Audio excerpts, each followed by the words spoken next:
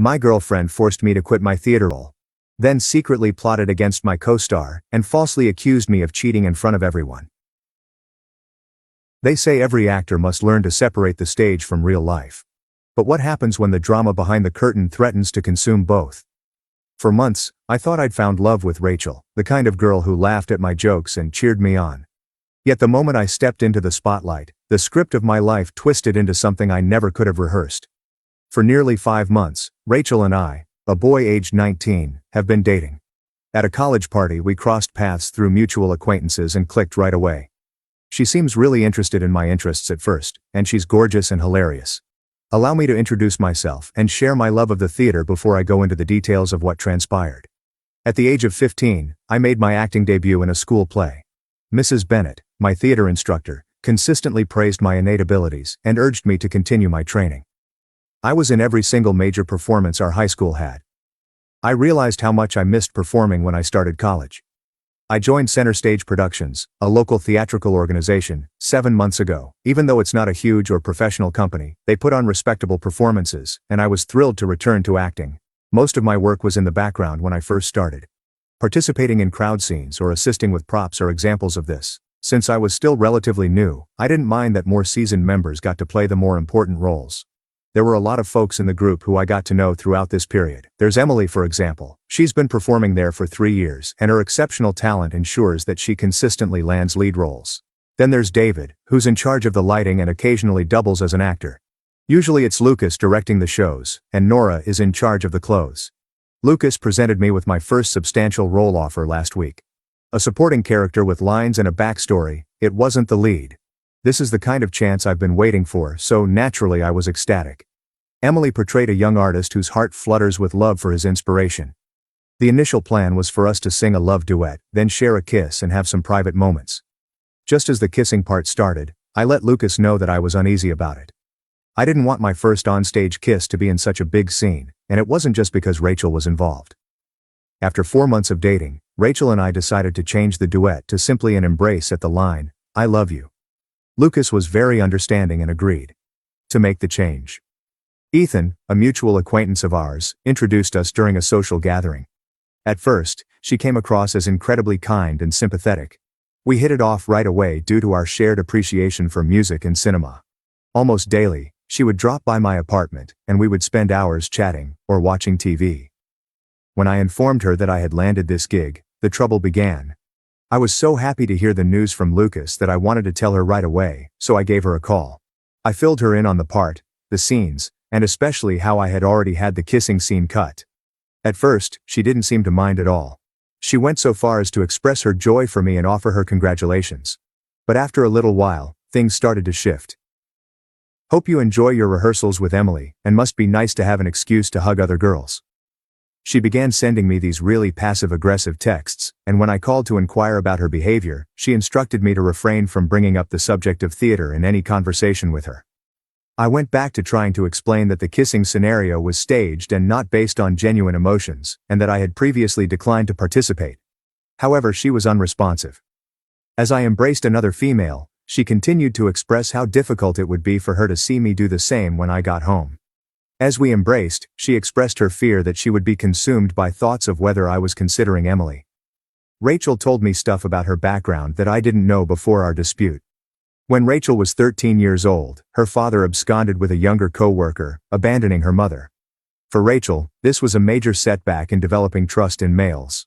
Her first high school lover had an affair with her best friend, and her second was a manipulative psychopath who threatened to dump her at any moment she didn't comply with his every whim. After hearing all of this, I could see her point of view. She has good reason to be wary of trusting others after going through a lot. On the other hand, it was hurtful that she didn't believe in me enough to let me perform on stage. This wasn't just a whim on my part to get the approval of the females. I had been immersed in this for a long time before we met. It was my passion. The debate became really contentious. She persisted in making disparaging remarks about me and Emily making out during rehearsals, despite my repeated assurances that there would be no kissing. "Oh, so you'll just be feeling her up instead? And I'm sure you'll both be very professional about it." Despite my best efforts to remain composed during debates, her allegations overwhelmed me. My temper got the best of me, and I said some hurtful things. I informed her that her behavior was absurd and suggested that she could benefit from counseling to address her trust issues rather than projecting them onto me. Because of this, she started crying, and I felt awful about it. At some point, I decided to completely disappear from the scene in order to put an end to the argument.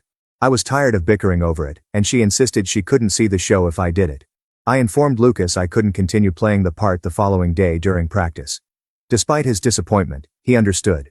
Since we had begun practicing together, Emily also appeared distressed. Then things started to get strange.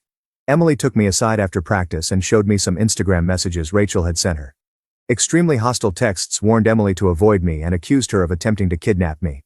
To my surprise, Rachel had never once brought up the idea of getting in touch with Emily. This is an extremely tough scenario that I'm now stuck in.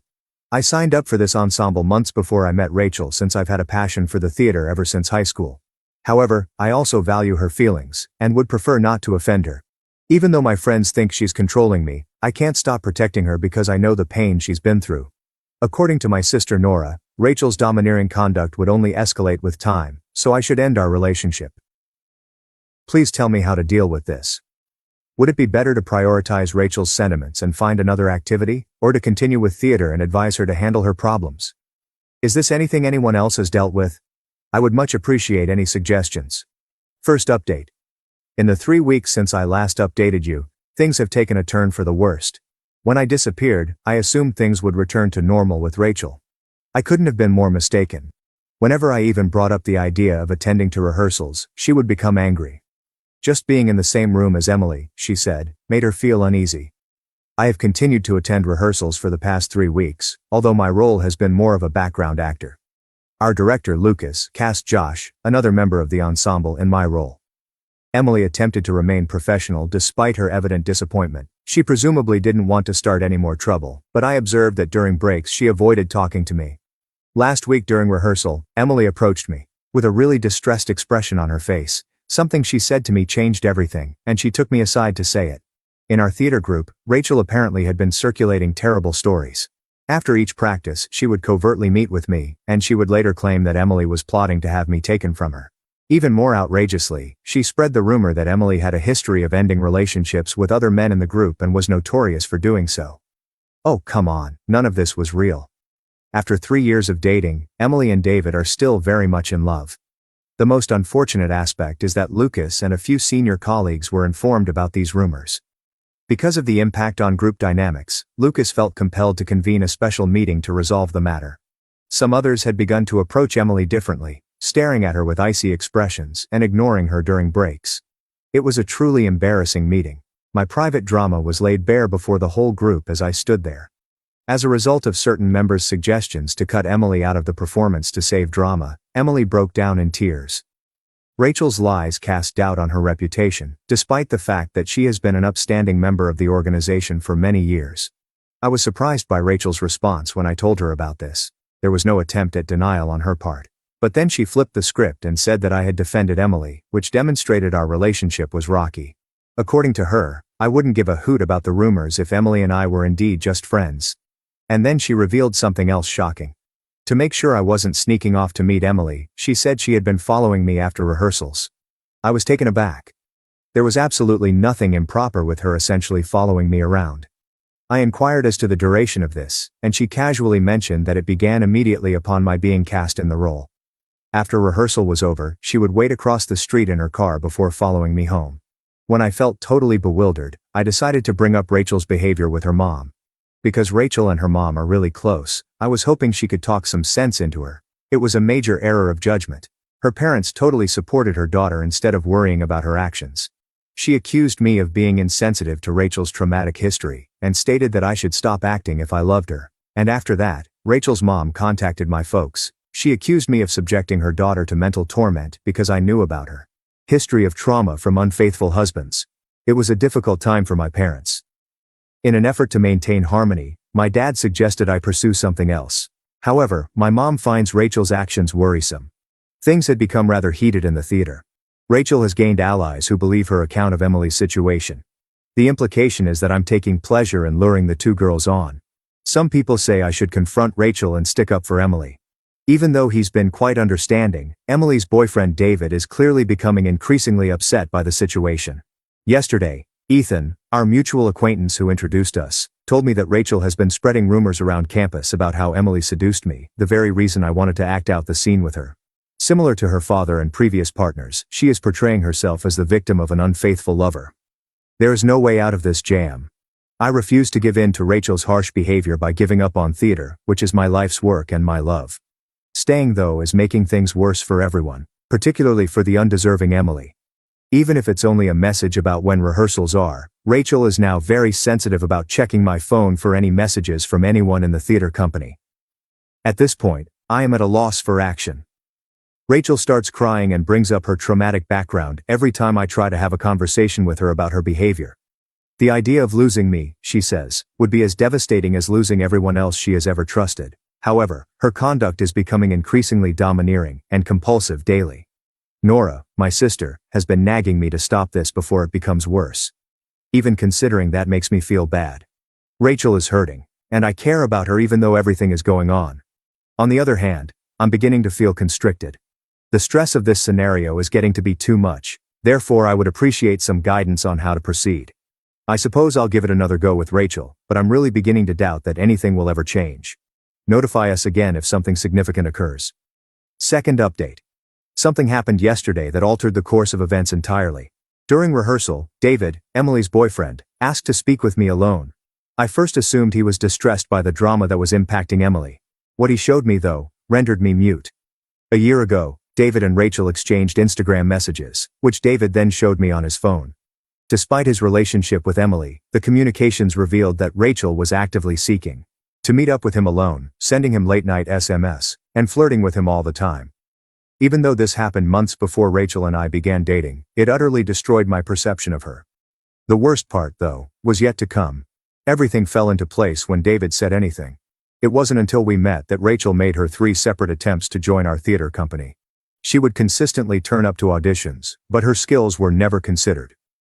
When Emily landed the part she desired at her last audition, which was approximately 8 months ago, she suffered a major breakdown. Emily, she claimed, was sleeping her way to the top, and Lucas was biased against her. As far as David is concerned, Rachel's fixation on our theater group dates back quite some time. She was a dedicated fan who would attend every gig, and even followed the band on social media. She had a sneak peek at my intention to join the group the moment we crossed paths at that gathering, thanks to Ethan. Subsequently, Ethan verified this by stating that Rachel had requested him to introduce us upon learning of my interest in the theater. The entire jealousy situation around my scene with Emily had nothing to do with me. Because Emily was aware of Rachel's attempts to end her relationship with David, Rachel was concerned that I would develop feelings for her. Her fear was that Emily would come clean about her actions in the past, exposing her deceit. Rachel exhibited a terrifying reaction when I presented her with the messages and all of my knowledge. There was no attempt at denial on her part. She scoffed and claimed I acted too innocently. Things became complex when she began to develop feelings for me, but she did confess that her original plan was to use me as a weapon to get revenge on Emily. Rachel may have a second opportunity to join the group, she reasoned, if she could convince everyone that Emily was a home wrecker. Throughout, she had pretended to be a victim in order to control me and everyone else by drawing on her traumatic history. What a complete moron I feel. My belief in her lies caused me to defend her to everyone, quit my role, and come dangerously close to losing my theater group pals. She used her sobs and tales of her traumatic background to influence me, and I fell for it. Even wanting to act in a small theater piece made me question my abilities and feel bad. Coming to terms with the number of individuals she harmed is the most difficult aspect. Emily nearly had her standing in the group destroyed. Even now, there are some who treat Emily differently because they believe Rachel when she lies. Because of the poisonous atmosphere in the organization, Lucas is considering scrapping the production completely. Ethan was just as surprised as I was when I told him everything. The reason Rachel wanted to meet with me was apparently explained to him in a very different light by Rachel herself. She told me that she believed I was really gifted after seeing me sing at a college event. Now that he introduced us, Ethan feels terrible. My sister Nora only remarked, "I told you so," after I informed her of everything. I was too oblivious to notice that she had recognized Rachel's deceit from the start. My folks said they were unaware of Rachel's manipulative nature and apologized for suggesting I leave the theater. I needed a few days apart to clear my thoughts, so I'm writing this post from my sister's place. Rachel, in between apologizing and threatening to reveal that I sought her initially, has been bombarding my phone with messages. She has gone so far as to try to incite my college pals to betray me by contacting them. Now I know it's time to end our relationship and remove Rachel from my life. However, her potential response is causing me concern. She has already demonstrated her willingness to resort to extreme measures in order to harm those who oppose her. I'm concerned about how to mend fences with the theater troupe and, more specifically, with Emily, who took the brunt of my inability to see Rachel for what she really is.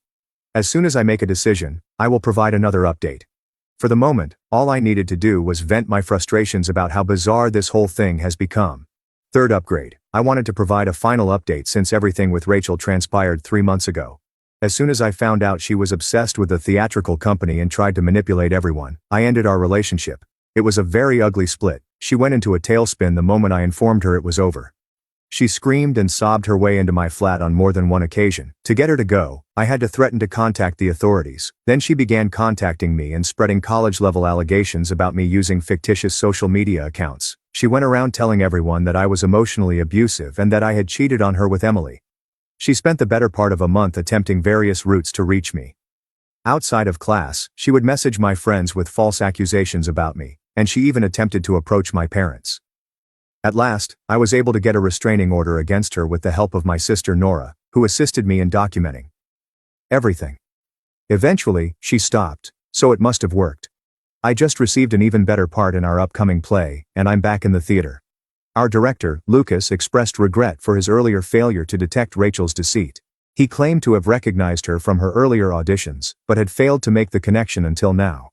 Following the revelation of Rachel's manipulation, the group has been incredibly supportive. All of this led to Emily and I becoming close friends. In the aftermath of our breakup, she was there for me and helped me realize how manipulative Rachel had been. David and she are still together, and they will be married next year.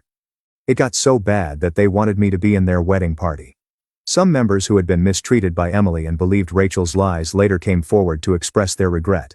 Most people stayed in the group, and now that the drama has passed, we're all attempting to put it behind us. There is a marked improvement in morale and productivity in our new manufacturing. After introducing us, Ethan severed all relations with Rachel as well.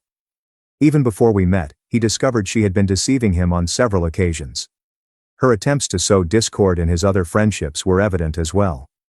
Rumor has it that Rachel has started seeing someone from the neighboring theatrical company, according to our common friends.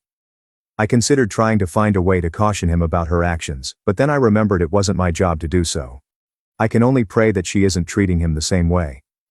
Considering how this person was only after me for her own vengeance, I still can't believe I was so naive as to nearly sacrifice what I loved for them.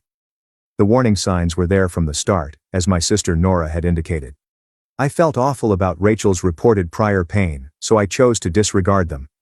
I learned a lot about asserting my independence and refusing to be manipulated by others' guilt or emotional manipulation from this entire process. I'm enjoying doing what I love most, performing in the theater, and I'm putting my whole emphasis on it right now. I still occasionally receive anonymous messages from Rachel using new phony identities, however, I simply block them all. Just in case, I'm documenting every time she tries to get in touch with me because the restraining order is still active. Eliminating that poison has made life so much better. There are professional theatrical organizations in town that I'm considering applying to as well. The lesson here is that I shouldn't let other people to dictate my every move or stifle my acting dreams. In the end, after all the turmoil, I realized something important. Family is the true foundation. People may walk away, betray, or deceive you, but family remains. The quiet force that protects you, worries for you, and reminds you of your worth. Family love is not loud or glamorous, yet it is stronger and more genuine than any other bond. In this journey, without my parents' patience and my sister's firmness, I might have lost both my dream and myself. I've come to understand that family doesn't always tell us what we want to hear, but they always give us the words we need to stand strong.